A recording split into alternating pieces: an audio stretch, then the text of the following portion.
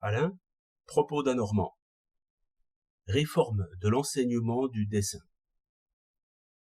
Je connais un homme à idées qui s'est mis en tête de réformer l'enseignement du dessin. Ses discours sont forts. Il dit que le dessin est le moyen le plus sûr de former l'intelligence. Il dit qu'apprendre à parler, cela est commun à l'homme et au perroquet, mais qu'apprendre à voir est le propre de l'homme. Il dit que toutes les utopies, tous les faux jugements, toutes les sottises enfin, viennent d'une vision des choses incomplète ou déformée.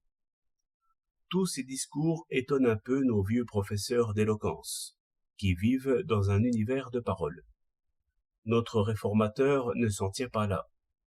Il dit que pour instruire l'enfant, il faut partir de ce qu'il sait, et qu'il faut le laisser d'abord barbouiller comme il peut.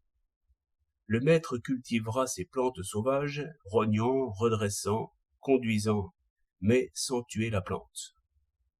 Ainsi l'élève développera sa propre nature dans la nature même, au lieu de copier des copies et d'interpréter des interprétations. Il n'est pas tendre, vous le pensez bien, pour ceux qui arrachent la jeune plante et piquent dans la terre un bouquet de fleurs artificielles, sans éclat, sans parfum, sans vie.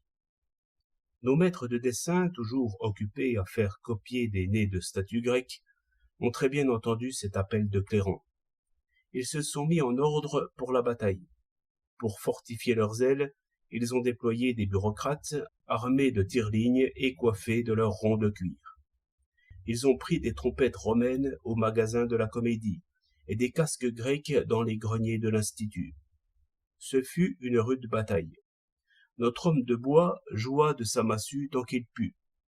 Il fut écrasé, au figuré, s'entend.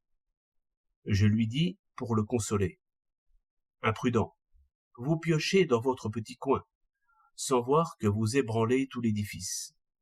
Partir de ce que l'enfant sait, cela changerait trop de choses, à l'école primaire, au lycée et à la Sorbonne aussi.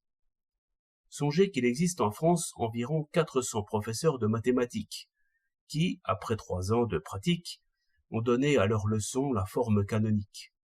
Ils n'y changeront plus maintenant une virgule. Il faut que les élèves pensent ainsi, avec ces mots-là. Expliquer, c'est répéter. Comprendre, c'est répéter. Si l'enfant dit quelque sottise, au lieu de repêcher ce discours mal fait, chargé d'images et de pensées comme un filet qui sort de l'eau, on coule tout à fond. Discours maladroit et pensées confuses. Lorsque l'élève en sera à rougir de ses propres opinions et à s'habiller décemment avec les opinions de ses maîtres, la tâche de l'éducateur sera terminée. La République comptera un bon citoyen de plus. Mais si l'enfant commence à dessiner à sa manière et à réfléchir sur ses propres pensées, comment gouvernerez-vous dans 50 ans? 22 novembre 1908.